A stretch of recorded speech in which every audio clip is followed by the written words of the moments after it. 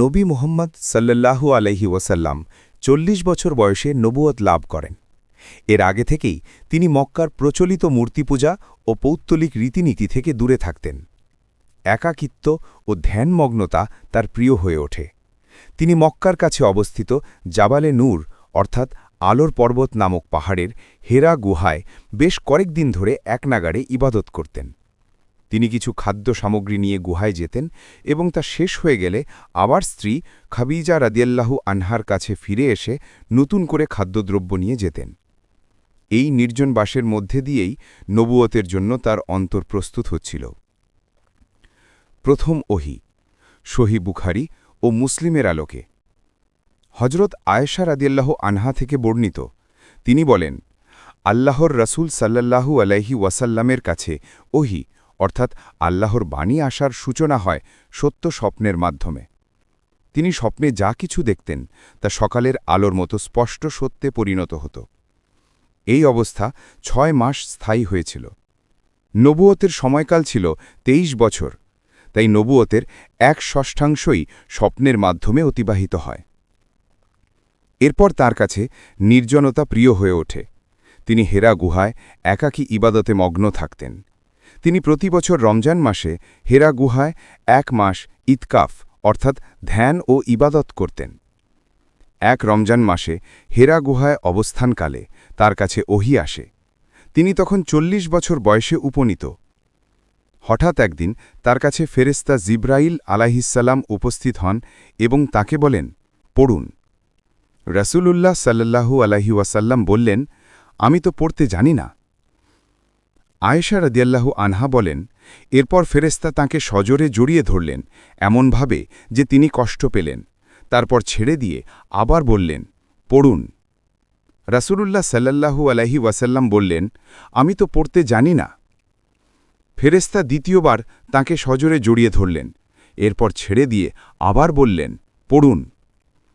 রাসূলুল্লাহ সাল্লাল্লাহু আলাইহি ওয়াসাল্লাম বললেন, আমি তো পড়তে জানি না।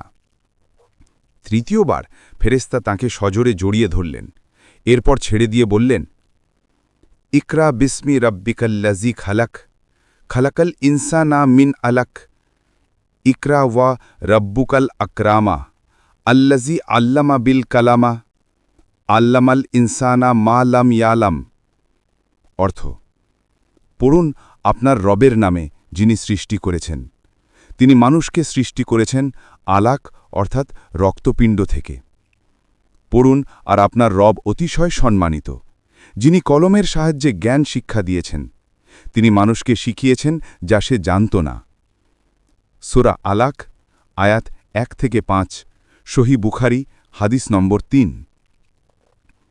প্রথম ওহী লাভ করার পর রাসূলুল্লাহ সাল্লাল্লাহু আলাইহি ওয়াসাল্লাম ভয়ে কেঁপে কেঁপে খাদিজা রাদিয়াল্লাহু আনহার কাছে ফিরে এলেন এবং বললেন, আমাকে কম্বল দিয়ে ঢেকে দাও, আমাকে কম্বল দিয়ে ঢেকে দাও। খাদিজা রাদিয়াল্লাহু আনহা তাকে কম্বল দিয়ে আবৃত করলেন। যখন তার ভয় দূর হল, তখন তিনি খাদিজা রাদিয়াল্লাহু আনহাকে হেরা গুহার সমস্ত ঘটনা সবিস্তারে শোনালেন এবং বললেন, আমার জীবনের উপর আমি আশঙ্কা করছি। খাদিজা রাদিয়াল্লাহু আনহা তখন তাকে সান্ত্বনা দিয়ে বললেন, কখনো নয়, আল্লাহর কসম, আল্লাহ আপনাকে কখনো অপদস্থ করবেন না। আপনি তো আত্মীয় স্বজনের সাথে সদ্ব্যবহার করেন, দরিদ্র ও অভাবগ্রস্তদের বোঝা বহন করেন, মেহমানদের মেহমানদারি করেন এবং সত্য পথে যারাই বিপদগ্রস্ত হয় আপনি তাদের সাহায্য করেন। সহিহ বুখারী হাদিস নম্বর ৩। ওয়ারাকা ইবুন নাওফালের সাক্ষ্য। এরপর খাদিজা রাদিয়াল্লাহু আনহা তাকে নিয়ে তার চাচাতো ভাই ওয়ারাকা ইবুন নাওফালের কাছে গেলেন। ওয়ারাকা জাহিলিয়াতের যুগে খ্রিস্ট ধর্ম গ্রহণ করেছিলেন। তিনি আরবি ও হিব্রু ২ ভাষাই লিখতে পারতেন এবং ইনজিল সম্পর্কে যতটা আল্লাহ চেয়েছিলেন ততটা তিনি হিব্রু ভাষায় লিখতেন। তখন তিনি খুবই বৃদ্ধ ও অন্ধ হয়ে গিয়েছিলেন।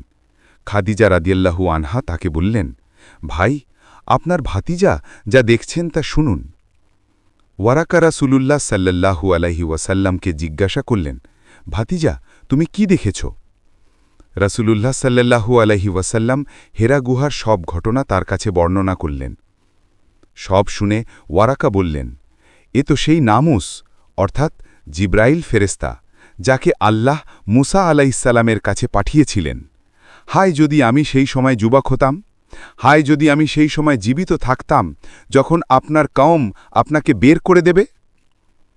রাসূলুল্লাহ সাল্লাল্লাহু আলাইহি ওয়াসাল্লাম আশ্চর্য হয়ে জিজ্ঞাসা করলেন, তারা কি আমাকে বের করে দেবে? ওয়ারাকা বললেন, হ্যাঁ, আপনি যা নিয়ে এসেছেন তার অনুরূপ কিছু নিয়ে যে কেউই এসেছে তার সঙ্গে শত্রুতা করা হয়েছে। আমি যদি আপনার সেই যুগে থাকি তবে আপনাকে সর্বশক্তি দিয়ে সাহায্য করব। অল্প কিছুদিন পরই ওয়ারাকা ইবুন নাফাল ইন্তেকাল করেন। সহিহ বুখারী হাদিস নম্বর ৩। দ্বিতীয় ওহির আগমন। এরপর কিছুদিনের জন্য ওহি বন্ধ রাখা হয়।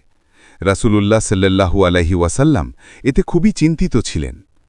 হযরত জাবির ইবনে আবদুল্লাহ আনসারী রাদিয়াল্লাহু আনহা থেকে বর্ণিত, তিনি বলেন, রাসূলুল্লাহ সাল্লাল্লাহু আলাইহি ওয়াসাল্লাম ওহি বন্ধ থাকার সময়ের কথা বলতে গিয়ে বলেছেন, একদিন আমি হাঁটছি, হঠাৎ আকাশ থেকে একটি শব্দ শুনতে পেলাম।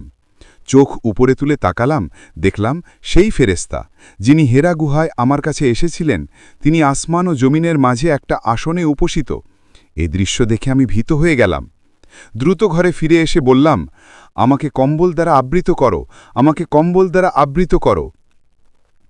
তখন আল্লাহ তাআলা অবতীর্ণ করলেন, ইয়া আইয়ুহাল মুদ্দাসসির কুম ফাআনজির ওয়া রাব্বাকা ফাকাব্বির ওয়া সিয়াবাকা ফাতাহির ওয়া রুজ্জা ফাহাজুর।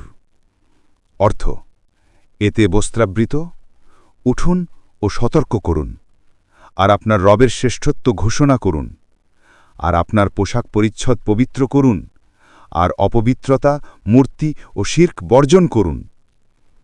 সূরা মুদ্দাসসির আয়াত ১ থেকে ৫, সহিহ বুখারী হাদিস নম্বর ৪, মুসলিম হাদিস নম্বর ২৫২।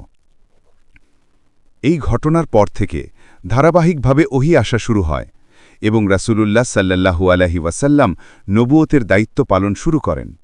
প্রথমত তিনি গোপনে ইসলাম প্রচার করেন, এরপর আল্লাহর নির্দেশে প্রকাশ্যে দাওয়াত শুরু করেন।